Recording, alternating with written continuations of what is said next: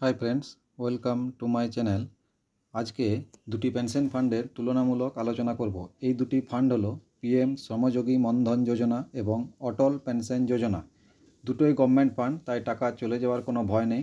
আসুন এখন এক একটা পয়েন্ট ধরে আলোচনা করা যাক। এখানে কেবলমাত্র মেন প্রফিটটুকুই আলোচনা করা হবে এবং খুব সংক্ষেপে এর ডিটেলস দেওয়া থাকবে, কারণ ফুল ডিটেলস আমার ভিডিওতে দেওয়া আছে, ডেসক্রিপশন ফলো করুন। অ্যাকাউন্ট কোথায় করা যাবে? পিএম শ্রমযোগী মনধন যোজনা জন্য যে অ্যাকাউন্ট করতে হবে সেটি সিএসসিতে একটি জনধন যোজনার অ্যাকাউন্ট থাকতে হবে এবং অটল পেনশন যোজনার জন্য যে কোনো ব্যাংক এবং পোস্ট অফিসে একটি সেভিংস অ্যাকাউন্ট থাকলেই হবে। এন্ট্রি পিরিয়ড দুটোতেই 18 থেকে 40 বছরের মধ্যে বয়স হলে আপনি অ্যাকাউন্ট ওপেন করতে পারবেন। পেনশন শুরু দুটোতেই 60 বছরের পর পেনশন পাবেন।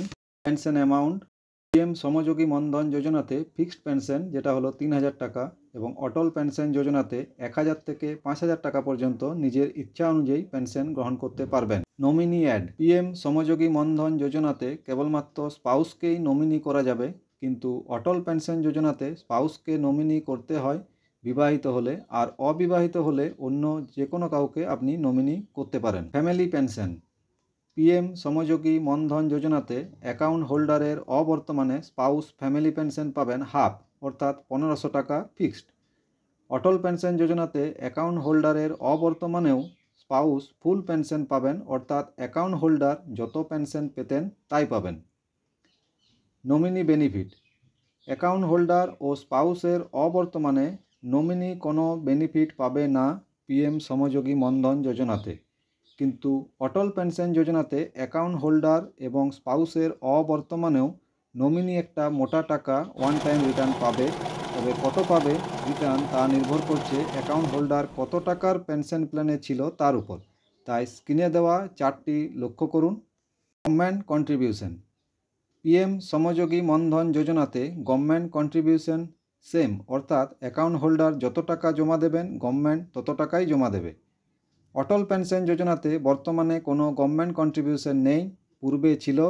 যারা 1 এপ্রিল 2016 পর এই স্কিমে জয়েন করেছেন বা করবেন তারা কিন্তু পাবেন না। মান্থলি ইনকাম ক্রাইটেরিয়া যদি আপনার মান্থলি ইনকাম 15,000 টাকার বেশি হয় তাহলে আপনি পিএম শ্রমযোগী মনধন যোজনাতে অ্যাপ্লাই করতে পারবেন না। অটল পেনশন যোজনার ক্ষেত্রে সেরকম কোনো ইনকাম লিমিট নেই। ইনকাম ট্যাক্স বেনিফিট আপনি যদি ইনকাম ট্যাক্স পেয়ার হন তাহলে দুটো স্কিমই আপনার জন্য নয়। 1 অক্টোবর 2022 থেকে অটল পেনশন যোজনাতেও এই ইনকাম ট্যাক্স বাউন্ডারিটি লাগিয়ে দেওয়া হয়েছে। তবে আপনি যদি PPF, GPF, NPS, EPFO member হন তবে অটল পেনশন যোজনাতে অ্যাপ্লাই করতে পারবেন, কিন্তু প্রধানমন্ত্রী শ্রমযোগী মনধন যোজনাতে অ্যাপ্লাই করতে পারবেন না। দুটোতেই সেভিংস অ্যাকাউন্ট থেকে অটো ডেবিট ফ্যাসিলিটি অ্যাক্টিভেট করা যায় এবং কোনো কারণে সেভিংস অ্যাকাউন্টে টাকা না থাকলে পেনাল্টি কাটে। দুটি অ্যাকাউন্টেই প্রিম্যাচিওর ক্লোজার ফ্যাসিলিটি অ্যাভেলেবেল আছে, তবে তা শর্ত সাপেক্ষ। এরপর দেখুন কোনটা করলে আপনার লাভ। তবে এই ডিসক্লেমারটি মনে রাখবেন, always remember that I am not a government registered financial advisor, so please contact to your financial advisor before taking any investment decision. This video is only educational purpose. এই চার্টটি লক্ষ্য করুন, এই চার্টটিতে সমস্ত ডিটেলস দেওয়া আছে। তো পেনশন ফান্ডেরই এন্ট্রি এজ দুটোর ক্ষেত্রেই 30, pension amount 3000 per month, retirement age 60 বছর। স্কিম নেম প্রথমে দেওয়া আছে প্রধানমন্ত্রী শ্রমযোগী মনধন যোজনা এবং 2 নম্বরে দেওয়া আছে অটল পেনশন যোজনা। অ্যাকাউন্ট হোল্ডার প্রধানমন্ত্রী শ্রমযোগী মনধন যোজনার ক্ষেত্রে অ্যাকাউন্ট হোল্ডারের নাম আমি ধরে নিয়েছি এ এবং তার স্পাউসের নাম বি। নমিনি নো নিড, অর্থাৎ অ্যাড করার দরকার নেই। পার্সোনাল কন্ট্রিবিউশন 105 টাকা দিতে হচ্ছে আপনাকে। গভর্নমেন্ট কন্ট্রিবিউশন অর্থাৎ গভর্নমেন্টও সেম অ্যামাউন্ট দিচ্ছে 105 টাকায়। আপনি নিজে কত জমা করছেন? 37,800 টাকা। সরকার আপনার হয়ে কত জমা করছে? 37,800 টাকা। টোটাল ইনভেস্ট কত হচ্ছে গভর্নমেন্ট প্লাস পার্সোনাল? 75,600 টাকা। এরপর আপনি 20 বছর পেনশন ভোগ করলেন, অর্থাৎ আপনার যখন বয়স হবে 60 + 20 = 80। আপনি কত পেনশন ভোগ করলেন? 7,20,000 টাকা। এরপর আপনার অবর্তমানে আপনার স্পাউস 5 বছর যদি পেনশন এনজয় করে তাহলে সে কত এনজয় করছে? 90,000 টাকা, অর্থাৎ 5 বছরে 90,000 টাকা। এক্ষেত্রে পেনশন অ্যামাউন্টটা কমে যাচ্ছে, কারণ 3,000 টাকার পেনশন অ্যামাউন্ট হাফ হয়ে গিয়ে 1,500 টাকা হয়ে যাচ্ছে পার মান্থ। নমিনি প্রফিট কোনো কিচ্ছু নেই, অ্যাকাউন্ট ক্লোজ হয়ে যাবে। টোটাল প্রফিট হচ্ছে 8,10,000 টাকা। এরপরে দেখুন অটল পেনশন যোজনা। অটল পেনশন যোজনাতে অ্যাকাউন্ট হোল্ডার এক্স এবং তার স্পাউসের নাম ওয়াই, এবং একজন নমিনি অ্যাড করতে হবে, তার নাম আমি দিয়ে দিয়েছি Y2। আপনাকে পার্সোনাল কন্ট্রিবিউশন, অর্থাৎ আপনাকে কত কন্ট্রিবিউশন করতে হচ্ছে, ইনভেস্ট করতে হচ্ছে 347 টাকা পার মান্থ। গভর্নমেন্ট কিছু দিচ্ছে কি না।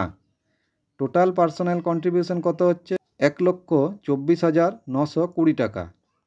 গভর্নমেন্ট তো কোনো কিছু দিচ্ছে না, তাই নীল। টোটাল ইনভেস্ট একই 1,24,920 টাকা। 20 বছর আপনি পেনশন ভোগ করলেন, অর্থাৎ এক্ষেত্রেও 3,000 টাকা করে 20 বছর আপনি পেনশন ভোগ করছেন। সেম অ্যামাউন্ট 7,20,000 টাকা আপনি পেনশন ভোগ করলেন। এরপর আপনার অবর্তমানে 5 ইয়ার্স আপনার স্পাউস এনজয় করছে পেনশন, অর্থাৎ তিনি ভোগ করছেন 1,80,000 টাকা। উনার অবর্তমানে যিনি নমিনি আছেন তিনি ভোগ করছেন কত? 5,10,000 টাকা।